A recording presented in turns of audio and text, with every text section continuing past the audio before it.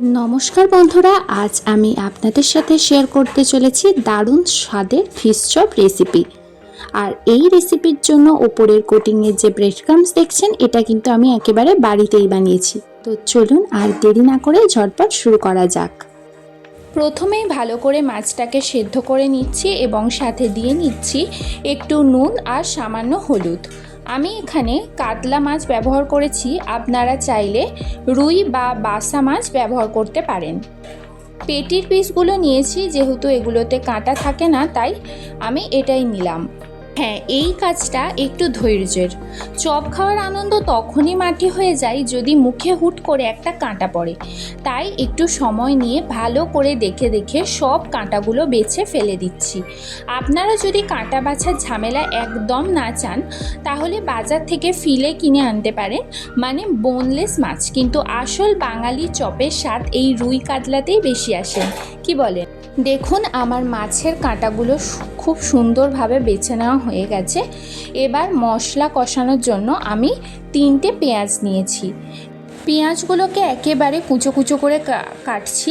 তার কারণ হলো বড় বড় থাকলে কিন্তু মুখে গেলে একেবারেই ভালো লাগবে না। এরপর একটা কড়াইতে তেল গরম করে নিয়ে প্রথমেই দিয়ে নিলাম পেঁয়াজ কুচো, তারপর আদা কুচি আর লঙ্কা কুচোনোটা দিয়ে নিলাম। সর্বশেষে আমি দিলাম রসুন বাটা। আপনারা চাইলে রসুন কুচিও দিতে পারেন, তাতে কোনো সমস্যা হবে না।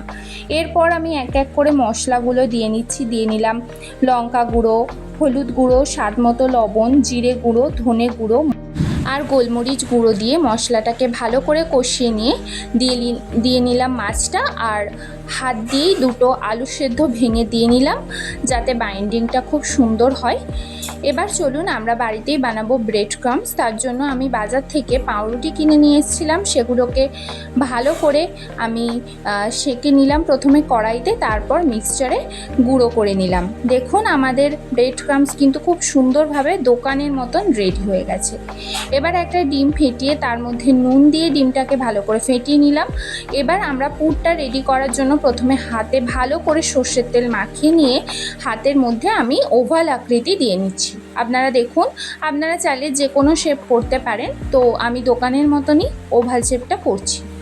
এক এক করে সমস্তটা করে নেওয়ার পর আমি প্রথমেই এগুলোকে ময়দার মধ্যে ভালো করে বাইন্ড করে নিলাম। ময়দা মাখিয়ে এক্সটেন্স ময়দাটা ঝেড়ে ফেলবেন, তারপর প্রথমে ডিমে দেবেন, তারপর ব্রেড ক্রাম্বসে এক এক করে এইভাবে করে নেবেন। আপনারা চাইলে ডবল কোটিং করতে পারেন, আমি অর্ধেকটা ডবল কোট দিয়েছিলাম, এতে বিষয়টা অনেকটাই মুচমুচে হয়। আর হ্যাঁ, অবশ্যই জিনিসটা করে আপনারা 10 মিনিটের জন্য ফ্রিজে স্টোর করে রাখবেন। এতে কি হবে, কোটিংটা একেবারে গায়ের সাথে লেগে থাকবে আর তেলে দিলে একদমই ছাড়বে না।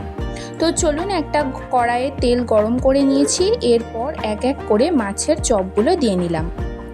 এক পাশটা হয়ে গেলে উল্টে পাল্টে ভালো করে ভেজে নিলাম। দেখুন, আমাদের চপগুলো কিন্তু খুব ভালোভাবে ভাজা হয়ে গেছে আর রঙটাও একেবারে খাসা ধরেছে। তো হয়ে গেল তৈরি আমাদের একদম গরম গরম মাছের চপ। বৃষ্টির দিনে এই রকম মাছের চপের সাথে যদি চা থাকে তাহলে তো আর কোনো কথাই হবে না। চলুন তাহলে আজকের ভিডিওটা না হয় এখানেই শেষ করছি। দেখা হচ্ছে আপনাদের সাথে পরবর্তী নতুন কোনো রেসিপি ভিডিও নিয়ে। ততক্ষণ পর্যন্ত আপনারা খুব ভালো থাকবেন, সুস্থ থাকবেন। আর আমার চ্যানেলটি যদি ভালো লেগে থাকে তাহলে অবশ্যই সাবস্ক্রাইব করে পাশে থাকবেন।